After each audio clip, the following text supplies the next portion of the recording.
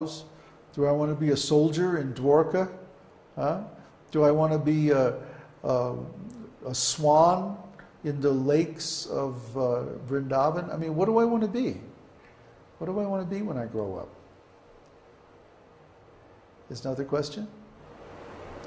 What's that? I am scared. It's me. Oh, I wrote it. Oh. I am scared of speculating or desiring a relationship with Krishna, that later on I could realize it's not possible for me to do it, or it's not under my nature. Who else can tell you what your nature is? You're the only one who knows. I don't know. Well, if you don't know, then you have to chant. That's why we chant. And as we chant, all of these things gradually become clear.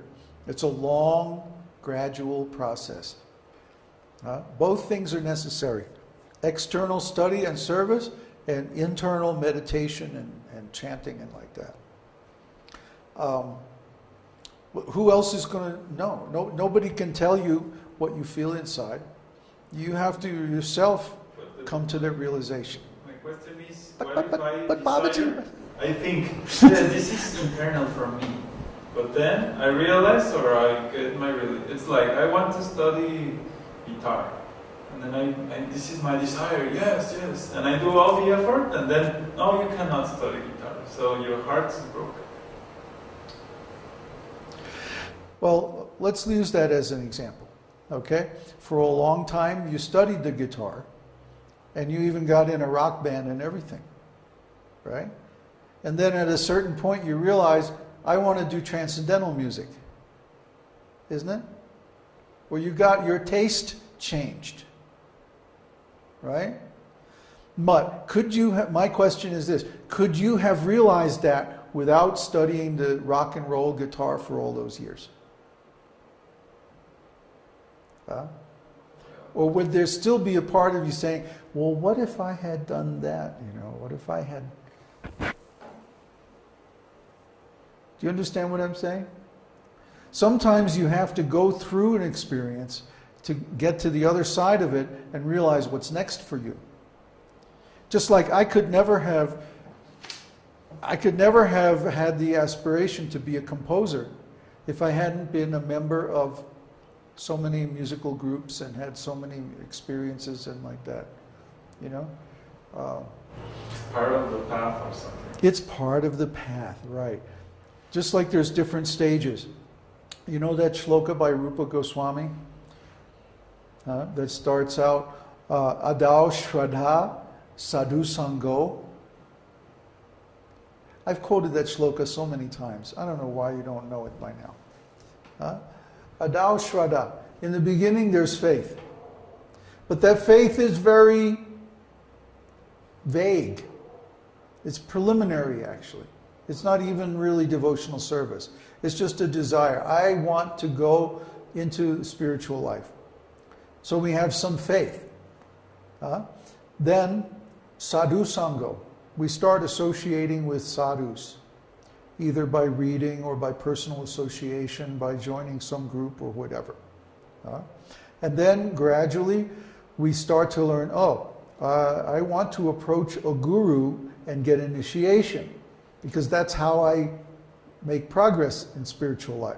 So then we start going in that direction. Now wait a minute. When we first started out at the stage of Shraddha, we didn't know that. We couldn't have known that. We could only know that by going to the next stage, which is Sadhu Sangha.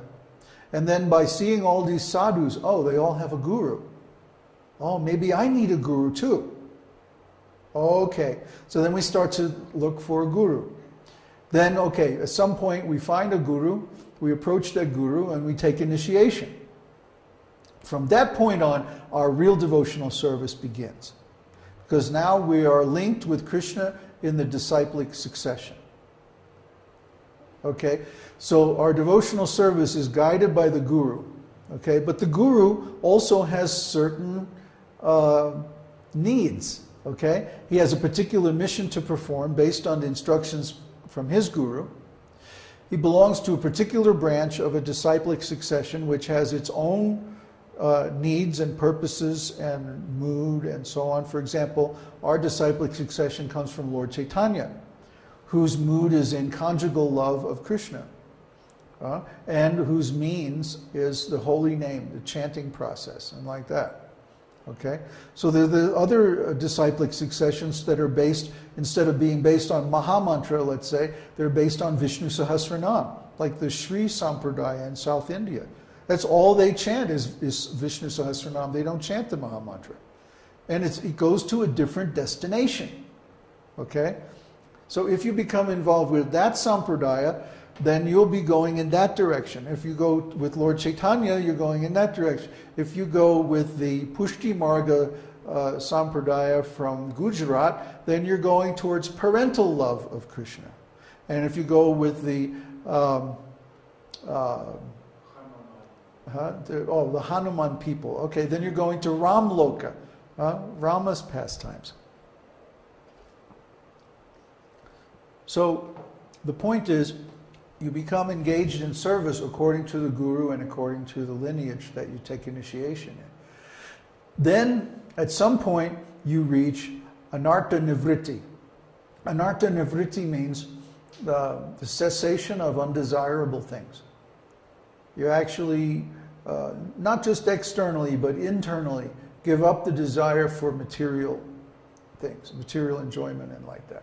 And then you get to a point where you have a taste, ruchi. And then beyond that you have attachment, ashakti. All in the particular mood or the particular service in which you are engaged. But at some point in all of this, you start to develop bhava. And bhava means love. Okay, it's actually preliminary ecstatic symptoms. Is technically what bhava is. But bhava is always based on a particular emotional taste. Okay, so one can have bhava like a servant for Ram, you know, in the mood of Hanuman. Or one can have bhava in the mood of the queens of Dwarka for Krishna as Vasudeva. Or one can have bhava as a servant, you know, like Uddhava in Dwarka. Right? It's a different mood. Or one can have a mood like cowherd boys, or one can have a mood like a parrot in the forest of Vrindavan, bringing messages between Radha and Krishna. All these different moods, all these different bhavas are possible from any place on the tree of devotional service. So at this point, that's when the actual eternal taste begins to become clear. It's not until you get way past all the ordinary stages of religion and all the ordinary stages of devotional service, and you actually reach a point where when, you know, like for example, I used to be riding in the trains in India, and I would see a peacock. I would see a peacock. They're everywhere. They're like, I don't know, they're like chickens in Mexico. They're all over the place. So I would see a peacock running alongside the train or something like that, and I would feel ecstatic just from seeing a peacock. This is bhava. Okay?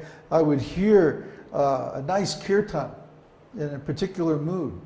Some kirtans didn't do anything for me, but I would hear a certain particular kind of kirtan, and I would just go, oh, man. It would just be so fantastic. I would just stop everything and just dive into that kirtan. This is called bhava. Bhava means when a particular quality or aspect of God brings spiritual ecstasy. This is how you know.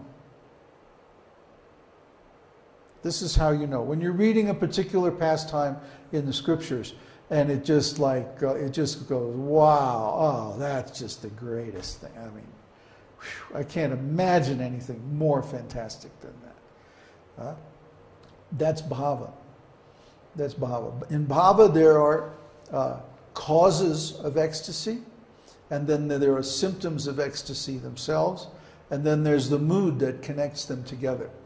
Okay, and in the case of bhava, the mood is your eternal identity.